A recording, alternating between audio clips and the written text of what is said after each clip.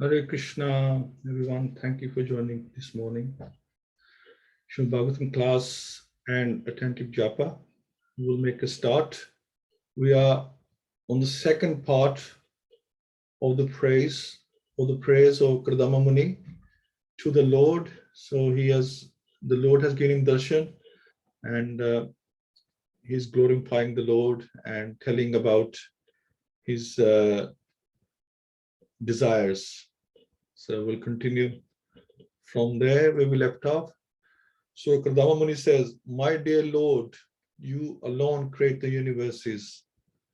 O personality of Godhead, desiring to create these universes, you create them, maintain them, and again wind them up by your own energies, which are under the control of your second energy, called Yogamaya. Just as a spider creates a cobweb by its own energy and again binds it up. So Ramani is talking about the creation and the destruction of the material worlds. So Prabhupada says that in this verse, two important words nullify the impersonalist theory that everything is God. Here Kardama says, O personality of Godhead, you are alone, but you have various energies. The spider is an individual living entity, and by its energy, it creates a cobweb and plays on it. And whenever it likes, it winds up the cobweb, thus ending the play. So when the cobweb is manufactured by the saliva of the spider does not become impersonal. Similarly, the creation and the manifestation of the material world or spiritual energy does not render the creator impersonal. Here, the very prayer suggests that God is sentient and can hear the praise and fulfill the desires of the devotee. So therefore, he is Sachit Ananda Vigraha, the form of bliss, knowledge, and eternity. So we can pray to God, and it shows that such a exalted devotee is praying to him, and that means we can pray to God, and he does listen. So let's have a quick prayer on that note. Om Namo Bhagavate Vasudevaya. Om Namo Bhagavate Vasudevaya. Om Namo Bhagavate Vasudevaya. Mukham karoti vachalam pangum langyate girim yat kripa tamham vande Shri Guru Teen Taranam Pram Ananda Madhavam Shri Chaitanya Ishwaram Hari Om Tassat Narayanam Namaskritya Naram Jaiva Narottamam Devim Saraswatim Vyasam Toto Jayam Udirayat Nasta Presha Badreshu Nittam Bhagavat Sevaya Bhagavati Uttam Shloke Bhakti Bhavati Nestaki. So, my dear Lord, although it is not your desire, you manifest this creation of gross and subtle elements just for our sensual satisfaction. Let your causeless mercy be upon us, for you have appeared before us in your eternal form, adorned with a splendid wreath of tulsi leaves. So it's clearly stating that here that the material world is not created by the personal will of the Supreme Lord. It is created by his external energy, because the living entities want to enjoy it. This material world is not created for those who don't want to enjoy sense gratification. So it's created for people who do want to enjoy it. The ones who don't want sense gratification want to get out of it. For them, the spiritual world is eternally existing, and who are eternally Krishna conscious. For them, the spiritual world is eternally existing, and they enjoy that, because this material world is full of danger at every step. Padam Padam Vipalam. It is not meant for the devotees, but for living entities who want to load it over the material energy at their own risk. Krishna is so kind that he allows the sense-enjoying living entities a separate world created by him to enjoy as they like, yet at the same time he appears in his personal form. The Lord unwillingly creates this material world, but he descends in his personal form or sends one of his reliable sons or a servant or reliable author like Vyasadeva to give instruction in the form of his books. He himself also instructs in his speeches of Bhagavad Gita. So God comes himself, he sends other people. It's like take a hint that as soon as you get fed up of having fun, please do come back. You're always welcome back. God is always waiting for his children to return home, but they should be wanting to return home. He doesn't want to force anybody's will. I continuously offer my respectful obeisances unto your lotus feet, of which it is worthy to take shelter, because you shower all benediction on the insignificant. You give all living entities detachment from fruitive activity by realizing you have expanded these material worlds by your own energy. So everyone, therefore, whether he desires material enjoyment, liberation, or transcendental loving service of the Lord, should engage himself in offering obeisances unto the Supreme Lord, because the Lord can award everyone his desired benediction. So as we were talking last week, that whatever you want, material or spiritual, it should be, we should ask the Lord, we should ask Krishna, the Supreme Personality of Godhead, not the demigods.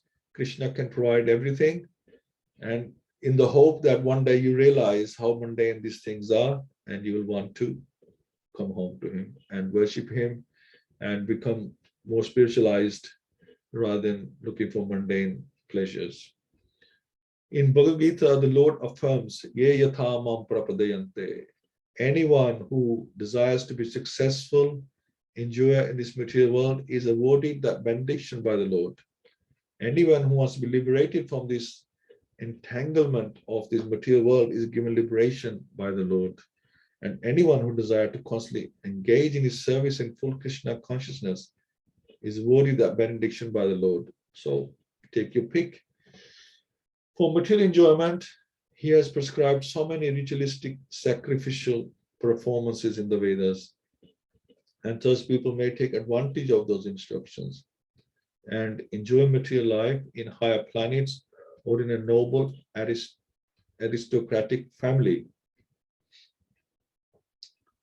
Unless one is disgusted with the enjoyment of this material world, he cannot aspire for liberation. So you have to become detached from everything. And the way to become detached is to become disgusted, knowing the mundane features of this material world. Then, you become disgusted, you realize how temporary it is, and everything with it brings its problems. When you start thinking like that, then you become disgusted. Liberation is for one who is disgusted with material enjoyment. Vedanta Sutra says, therefore, Athato Brahma Jigyasa, those who have given up the attempt to be happy in this material world can inquire about the absolute truth.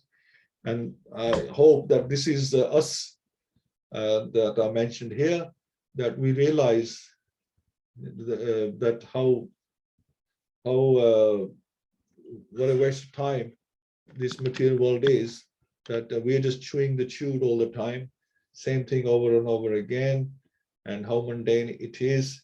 Then we start realizing there must be something bit more than this in this world. We can't be just coming here just for this nonsense. There has to be a lot more to it.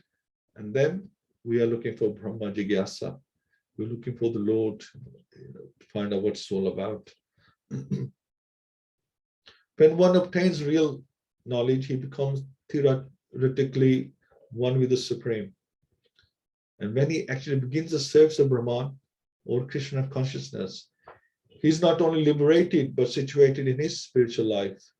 Similarly, for those who want to load it over material nature, there are so many departments of material enjoyment. Material knowledge and material science are available. And the Lord provides for persons who want to enjoy them. The conclusion is that one should worship the Supreme Personality of Godhead for any benediction. This material world is a dukkhalam. Although it's made for enjoyment, but not for permanent enjoyment. But Krishna does want us to come back home. This is not a real place. We are not material, we are spiritual. This material body is only given because we're on this planet. We're given an appropriate body, but this is not our real self. We are spiritual and we should be in the spiritual world. This is just temporary arrangement until we get our thinking straight. Maitreya resumed, sincerely extolled in these words, Lord Vishnu shining very beautifully on the shoulders of Garuda. He replied with words as sweet as nectar. His eyebrows moved gracefully as he looked at the sage with a smile full of affection. Whenever the Lord speaks, he speaks from the transcendental world. He doesn't speak from the material world. Since he is transcendental, his speech is also transcendental, as his activity, everything in relation to him is transcendental. The sound of the spiritual world is nectarian and eternal, whereas the sound of the material world is hackneyed and subject to end. The sound of the holy name of Hare Krishna, Krishna Krishna, Hare Hare, everlastingly increases the enthusiasm of the chanter. If one repeats monotonous material words, he will feel exhausted. But if he chants Hare Krishna 24 hours a day, like Haridas Thakur, he will never feel exhausted. Haridas Thakur was chanting 192 rounds a day, and then he was ready again the next day to chant again. Anything else, if you chant it for so many 3 lakhs time, 300,000 times, anything, you'll be tired for days. But he was doing every day. Rather, he will feel encouraged to continue chanting more and more.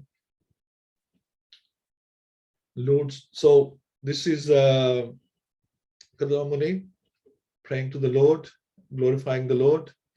And now the Lord's response to what Kardama Muni said to him. So Lord Narayan said, having come to know what was in your mind, I have already arranged for that for which you have worshipped me well through your mental and sensory discipline. So the Lord sitting in the heart, he already knows what your desires are, and he had already made an appointment for Kardama Muni's desire. The Supreme Personality of Godhead in his Paramatma feature is situated in everyone's heart. He therefore knows the past, present, and future of every individual person as well as his desires, activities, and everything about him. It is stated in Bhagavad Gita that he is seated in the heart as a witness. The personality of Godhead knew the heart's desire of Kardama Muni, and he had already arranged for the fulfillment of his desires. So Krishna fulfills all desires, especially of his devotees.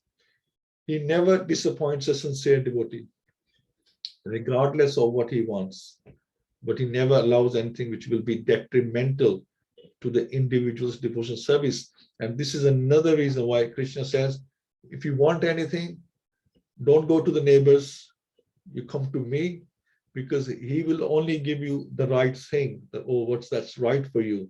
Whereas the demigods will just give you whatever you desire, whether it's good for you or not. That's not their problem. They will give to you if you glorify them, if you worship them. But Krishna will give you only the right things that are good for you, not the wrong things that will take you away from bhakti. The Lord continued, mighty Rishi, O leader of the living entities, for those who serve me in devotion by worshipping me, especially a person like you who have given up everything unto me, there is never any question of frustration. Even if he has some desires, one engaged in the service of the Lord is never frustrated, says the Lord.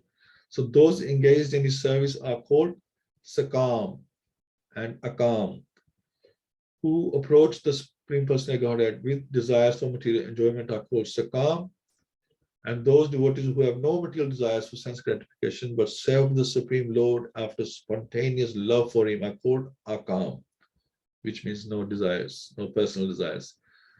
So the Sakam devotees are divided into 4 classes, as we know: those in distress, those in need of money, the inquisitive, and the wise.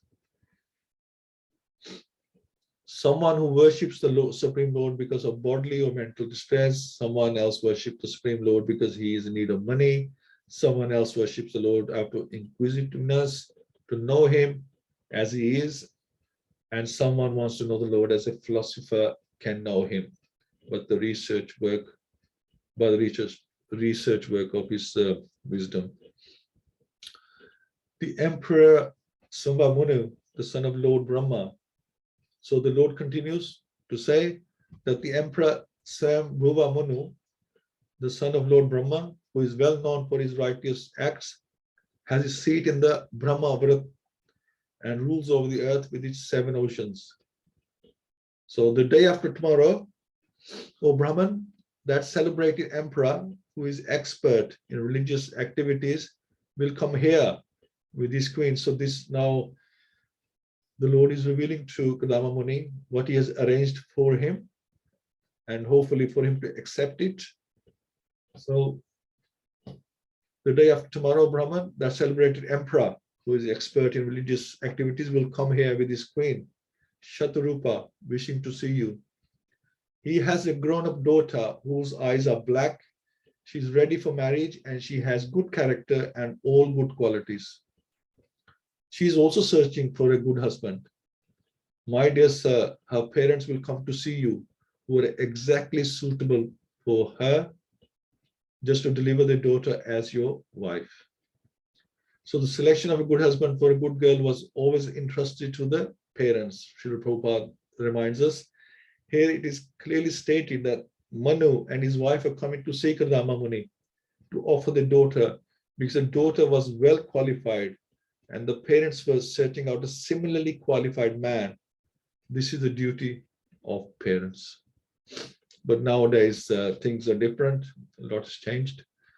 That princess or holy sage will be just the type you have been thinking of in your heart.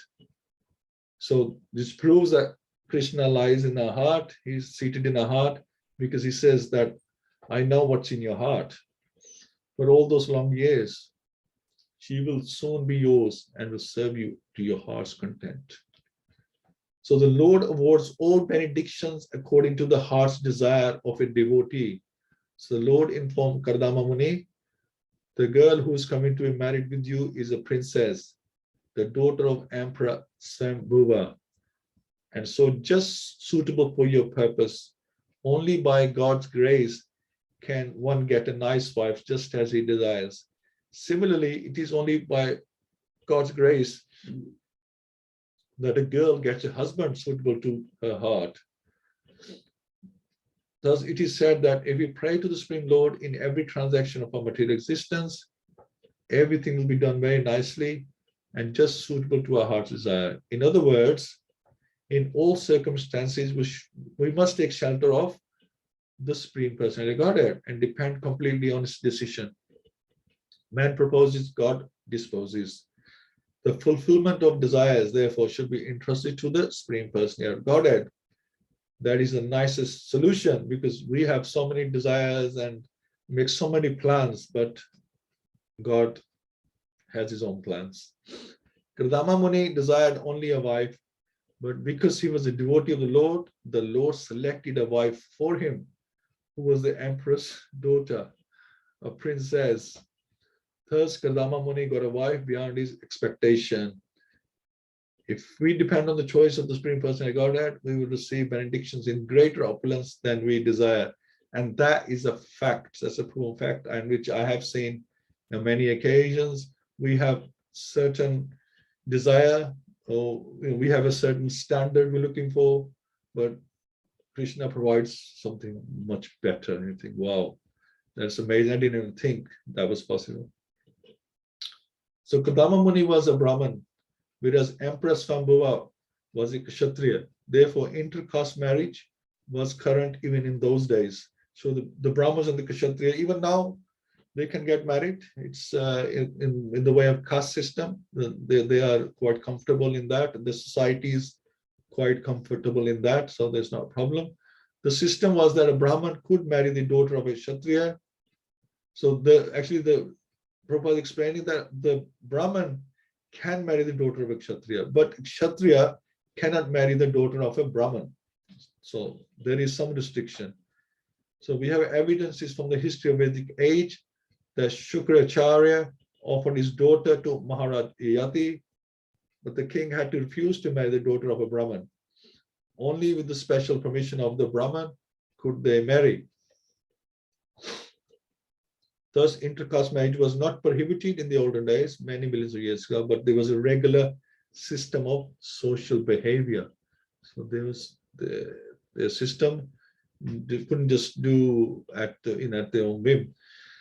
So with your heart cleansed by properly carrying out my command, resigning to me, the fruits of all your acts, you will finally attain to me. So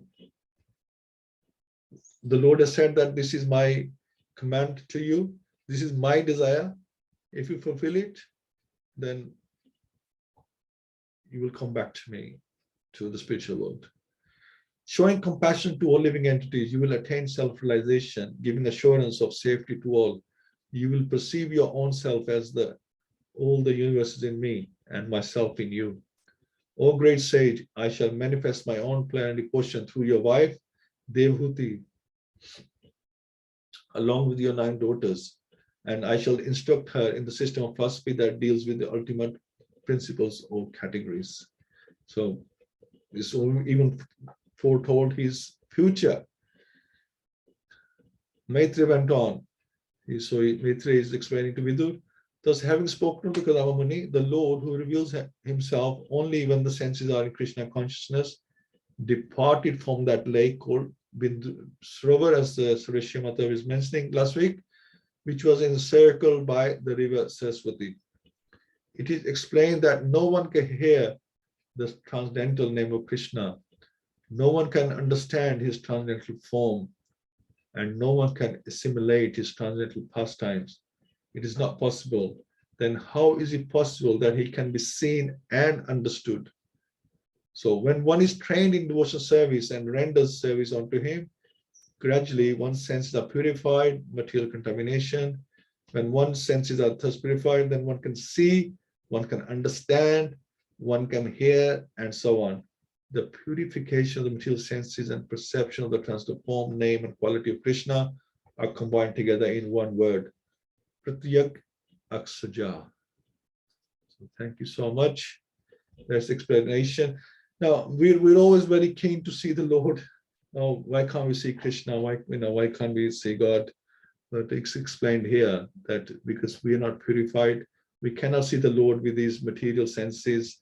When they are completely purified, they become spiritual. Then you are able to see the Lord. You get His darshan, but not before. And that is like the ultimate position to be in. Thank you all so much. I just want to thank all the devotees who have joined today. We have, I'm not too sure who the first person is. We have Rukmini Mataji, Jai Prabhu, Green Mataji, Prem Prakash Prabhu, Sarvashya Mataji, and welcome Ashim Dev Prabhu as well. Thank you all for joining.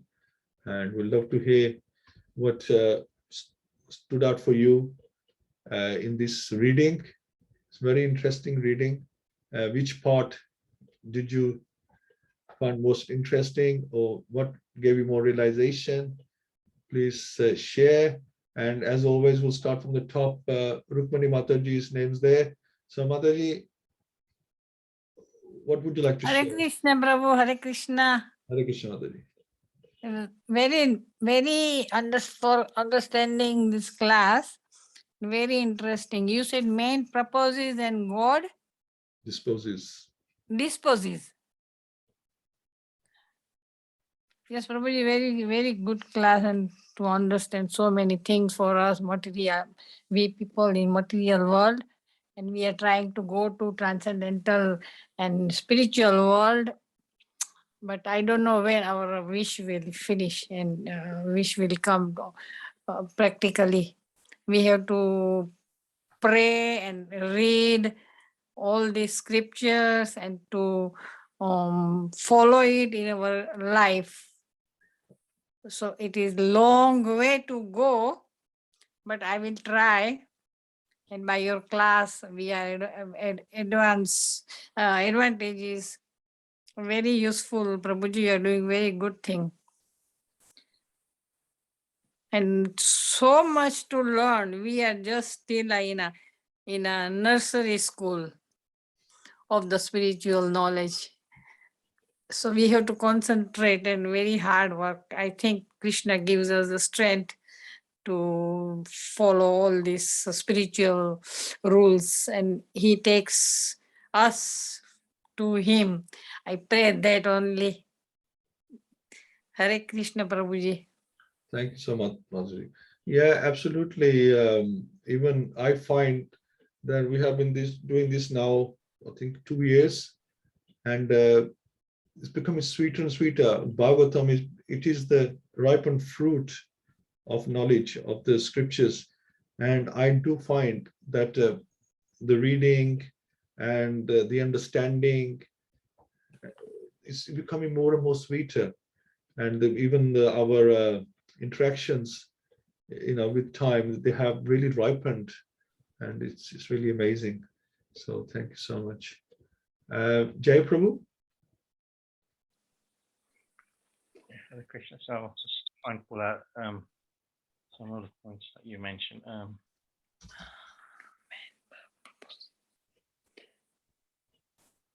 Kardama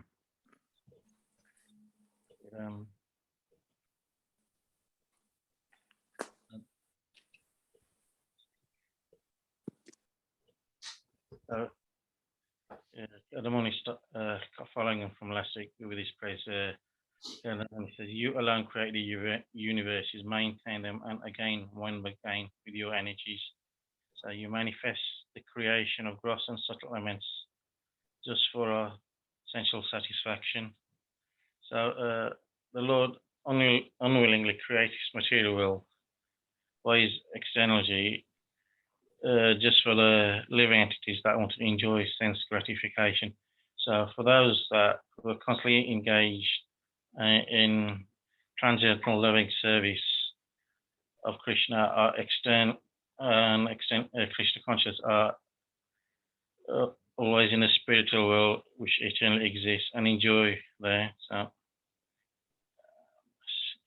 So whether one has material desires or has no desires or desires liberation, one should still worship the Supreme Lord regardless. So Krishna knows desires of anyone who approaches him and satisfies them. Devotee, nevertheless, does not want anything in return from the personality of God. He only wants to render transcendental loving service. So even if a devotee has material desires, Krishna, if one offers devotion, he will gradually become a pure devotee, and all the material hankering will fade away. So then the Lord replies. So the personality of God had knew the desires of Kardama Muni and had already arranged for the fulfillment of his desires.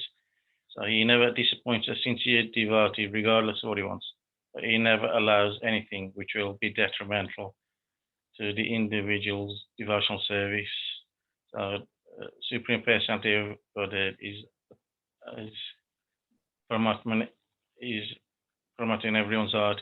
He therefore knows everyone's past, present, and future of every individual, and as well as his desires, activities, and everything else about him.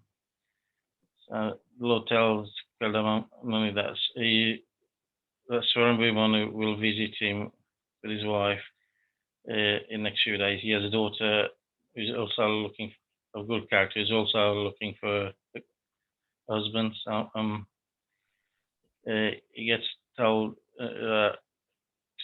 that they together with his Kardama Muni, together with his wife, will have 9 daughters. So he says, with your heart cleansed by properly surrendering to me, the fruits of all your acts, you will finally attain me. So people do all sorts of things to purify themselves, visit places of pilgrimage, do charity, etc. So in Bhagavad Gita 9.7, Krishna says, whatever you do, whatever you eat, whatever sacrifices you perform, do that as an offering to me. And so also, by showing compassion to all entities, you will attain self-realization. So you'll perceive your own self as well as all the universes in me and myself in you. So I think having compassion for everyone is a prerequisite for his self-realization. That's what it seems to be worded anyway. So I shall manifest myself, my prenal portion, through with your wife, and I shall instruct her in the system of philosophy that deals with the ultimate principles, which is, I think, known as Sankhya philosophy, and it'll be known as Kapil Dev. So that will be incarnation he'll take. So the Lord reveals himself only when the senses are in Krishna consciousness. When one performs devotional service and renders service to him, gradually one's senses are purified from material contamination. Only when one's senses are purified can one see, hear, or understand the Lord. So the only last thing I was going to mention was that lake. So I think, yeah, so anyone who drinks the water from, so drops of tears fell into the lake Bindus Sarovara, and from the eyes of the Lord, who was overwhelmed by extreme compassion for the sage Kardama, who sought his protection. So the waters from this lake are worshipped by great sages and scholars, and anybody who drinks the water of this lake is cured of all material diseases. Yes, I'll leave it there. So probably, so what is your understanding of this? What do you understand by all this? Or what curiosity does this give you? So one should always, perform devotional service regardless. I mean, it's my conclusion. So, yeah. So why is it that people still worship demigod? Most of the temples are of demigods, right? People still worshiping demigods, and they see demigod as specialists for different benedictions. This is the attitude, isn't it? We see, it's all about us. We at the center, we're thinking, what do we need? Okay, we need money. Who should we approach? Should we approach Vaishno Devi? Should we approach Balaji? Should we approach Sai Baba? They're constantly thinking, who shall I approach for my needs, isn't it? So what? Unless you were brought up with a Bhagavad Gita from the beginning, you would never have probably heard of the word demigod anyway. So I mean, unless you were born in a Western family, I worship, Mataji's. I mean, because that's the way all I've been brought up. So, but unless you've been instructed in the Gita from the start. I mean, if you go to temple, nobody's just going to go, to Ram or Krishna. They'll go to, all the gods there. So, yeah. So I mean, if you read the Gita from the start, you'll understand this. But it's like my mum's been a devotee of Bhuneshwari Mataji. I don't know whether you've heard her, but for like 60 years because she met the founder Acharya when she was a teenager in Kenya. So, I mean, you don't exclusively worship Krishna only, because that's the way I've been brought up. So you think it's our lack of knowledge, isn't it? It's lack of knowledge that we didn't know anything else, and we done what our parents have done. We followed them, right? Yes, I mean, unless you read the Gita. I mean, most most Hindus go to the temple. I think.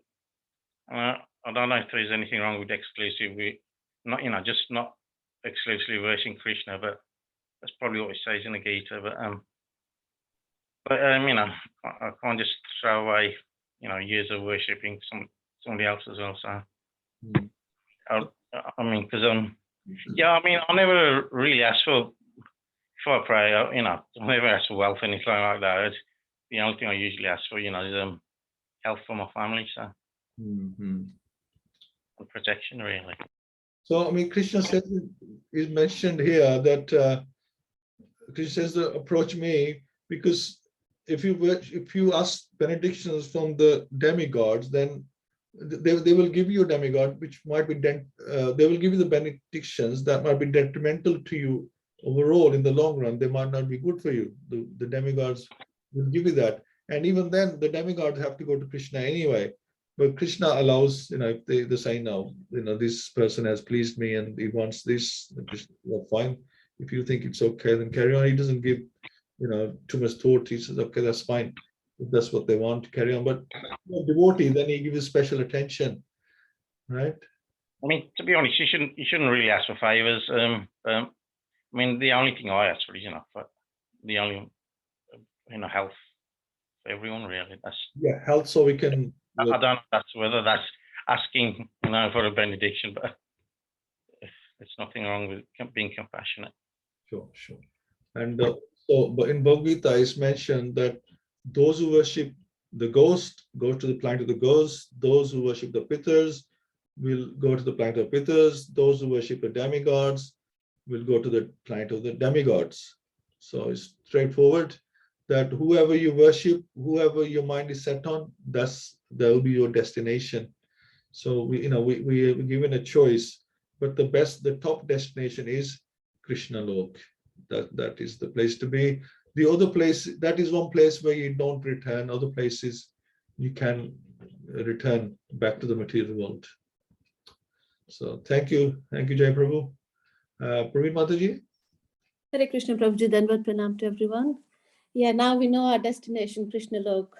So we have to become pure devotee and we have to mold our life. So all our activities are, connected to Krishna, so we can think of him all the time.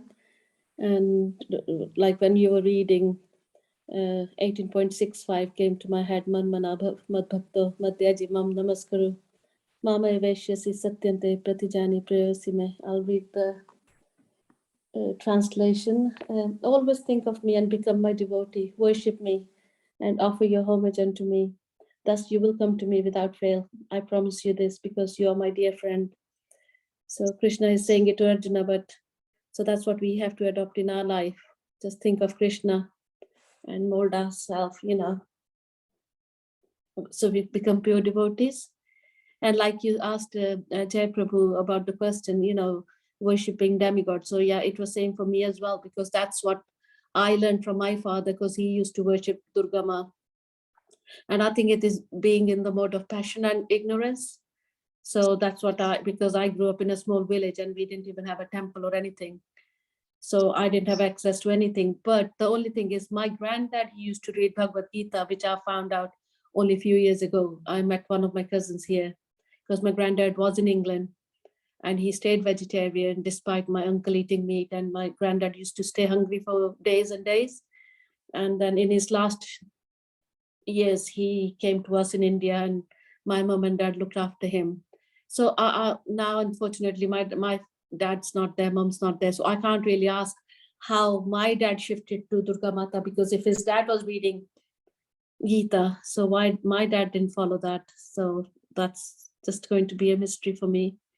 So because the way my granddad died, I think I've shared it before as well.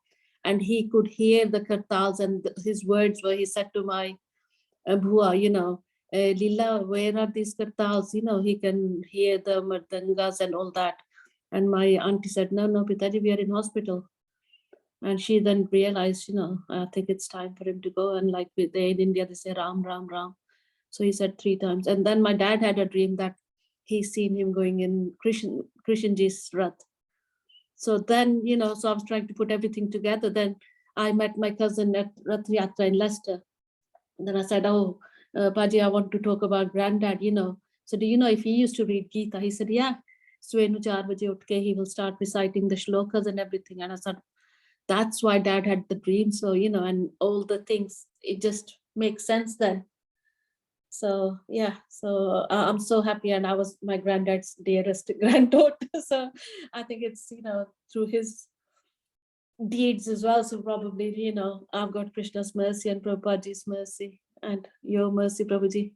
And without your mercy, my Prabhu, husband, he wouldn't have done the Bhakti Shastri, and then maybe I would have drifted as well, with the family pressures. So you encouraged him and you said, no, you should do it as well. And he said, okay, I'll do it. So when he came home, he changed his mind. Then he said, "Oh no, I will do it." So it was a big blessing, Prabhuji. Thank you so much. Thank you, Mother, for your kind words. Sabashri Mataji. Hare Krishna, everybody. Hare Krishna Mataji. Kardama Muni was fulfilling the desire of the Supreme Lord and Manu, because Manu's desire was to marry his daughter to Kardama Muni. And our desire also should be desire of the Supreme Lord. The Supreme Lord's desire for us to go back to Godhead. But our desire is to enjoy this material world. And Krishna says this world is full of misery and it's temporary. It's ashvasatam dukkhalayam. It's temporary. It's dukkhalayam, birth, death, old age, and disease. So we should do devotional service as told by the Lord Krishna throughout the Bhagavad Gita. The devotees do not want even liberation, but they only want to serve the Supreme Lord in this material world and in the spiritual world also, because the Lord's service and devotional service continues in the spiritual world as well. And whatever happens in this world, and anywhere it happens, it is all arrangement of the Lord, but it is very confusing for the living entity to understand. We don't know why, what was the desire of Krishna. And we must always remember that we are part and parcel of Krishna, and our duty is to serve and pray to Krishna. That is self-realization. But people worship the demigod there because they are mood of passion and they want to enjoy sensory gratification, and they get their benediction very quickly from demigod. But Krishna, before giving the benedictions, he thinks about it. Is it good for my devotee, or it is now good for my devotee? It is good for the devotee, then he gives. And if it's not, then he won't give you. So that's why people, they know the demigod, they get very pleased very quickly. So they go to get demigod and their desire. So our desire should be always to get ahead, and that's what Krishna wants. And we must fulfill his desire as well. What desire? But we because we are born in this material world, we forget. There's so many things in it to sense gratification, so we forget the desire of Krishna. So the desire is, and it takes out to our next body, what our desire is and what our consciousness is. Thank you. Thank you so much, Mother. Yes, wonderful. Thank you. Very nice. Thank you so much. Prem Prakash Prabhu. Hare Krishna Prabhuji, Dhamma Pranam. Hare Prabhuji. Yes, Prabhuji. I mean, I was again and again listening, and then I was coming to the same conclusion that the main point in this is to go to the Supreme Personality of Godhead, regardless of whatever condition we are in. First, whatever condition we are in. Second, whatever desire we have. And so everyone is actually saying the same thing. And that is a process of Sharanagati as well. I said last week, I believe, which was Anukulasya Sankalpa Pratikulasya Bhajanam. So all devotees are there, and there are different levels of devotees are there, and like Ganesh Adhikari, Madhyama Adhikari, Uttama Adhikari. So when Uttama Adhikaris are there, their thought process and their desires and their actions are all aligned with the Supreme Personality of God, and absolutely there is no difference between them. The only difference is one is Savita, another one is Supreme Personality of Godhead. They are almost on the same platform to give benediction, to act, because their desires, their actions, everything is same. So this particular example doesn't might not actually fully align with that, but for the Madhyamadikari and Kanishtatikari, they are full of desires. Some desire moksha, some desire material things, and some desire gyan. They are full of desire. So this is especially example for these devotees. Obviously, I'm very below that one as well. So with that, it's been recommended that Krishna, what we are thinking of Krishna, Krishna is also thinking about us. We have our plans, but Krishna also have our plans. Just like between a son and a father, father thinks a lot about him, about his career and all those things, about his studies, about his tuition, about his extracurricular activities. A child might not be aware of the things. He must be going with the flow, whatever is coming through. If tuition is coming, that's fine. The tuition will be there. School is coming, school will be there. But it is all planned. It is all already put into plan by desire of the parents. So that's going to happen. The child doesn't, and in way these are kind of restrictions as well, and schedule as well, a routine as well that he needs to follow. What happens is a child doesn't understand one thing, that a very loving relative comes basically and he takes him to a star market or anywhere, or a shop, uh, entertainer or anything. The parent won't be ready to buy him a toy or something like that, but he actually buys him regardless whether he wants it, how expensive it is. And now the relative is the hero. Mamaji, Chachaji, or whatever, whoever it is, a Masi or whoever is there, he's a hero.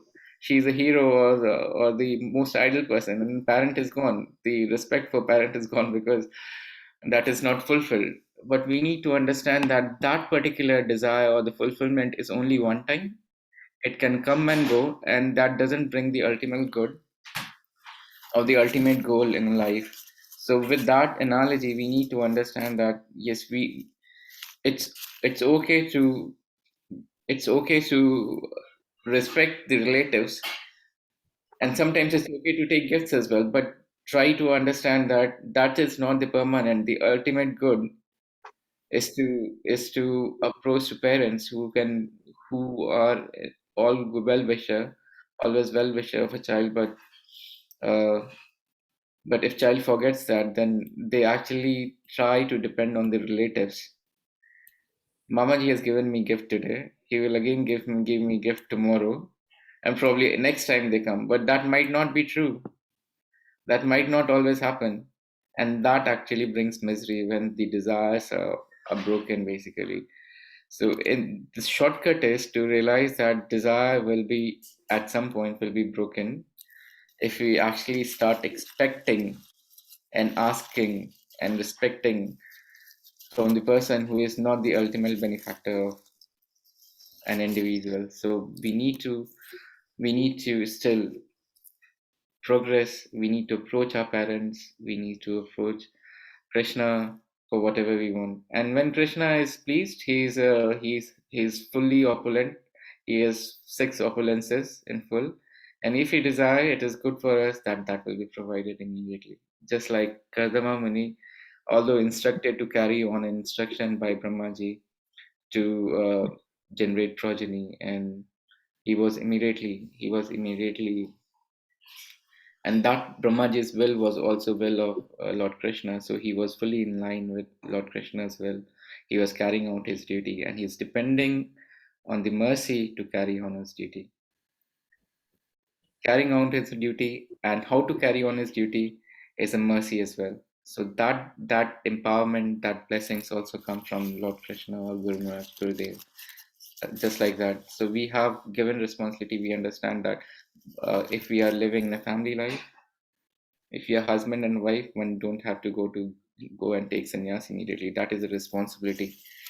But to fulfill that responsibility is also we have to depend on Krishna.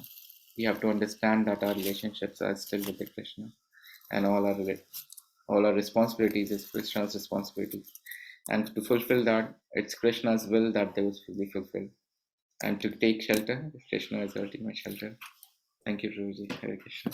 Thank you so much, Ravi, and a wonderful example.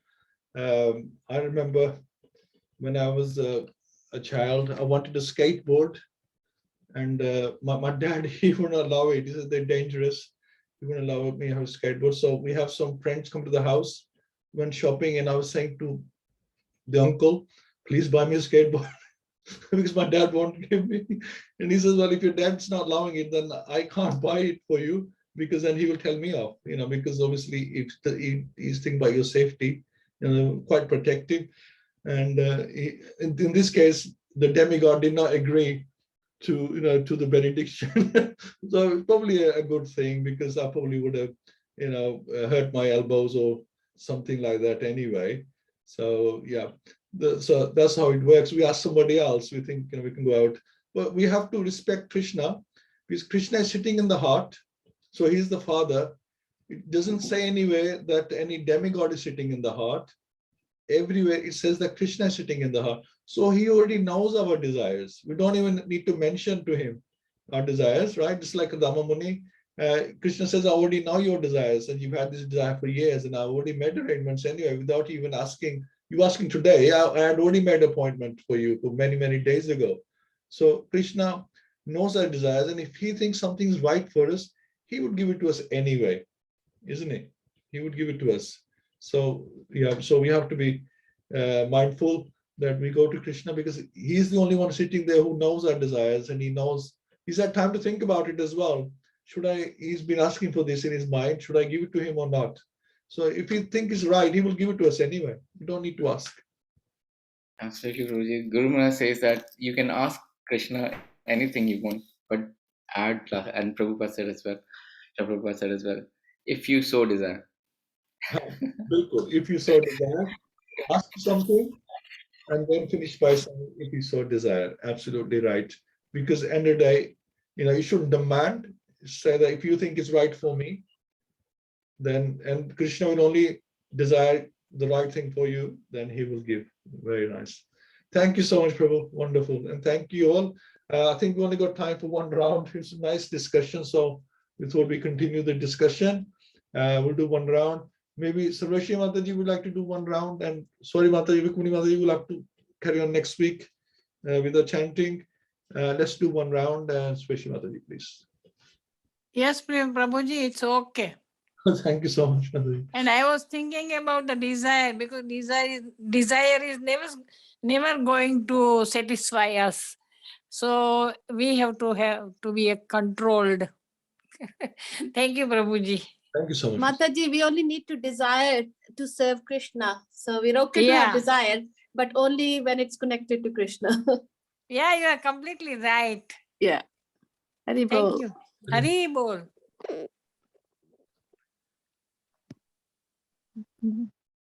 Nama Om Vishnupadaya Krishna Prasthaya Bhutale Srimati Bhakti Vedanta Swami Niti Namne Namaste Saraswati Deve Gauravani Picharne Nirvishesa Sunyavadi Paschata Desatarane Jai Shri Krishna Chaitanya Prabhu Nityananda Shri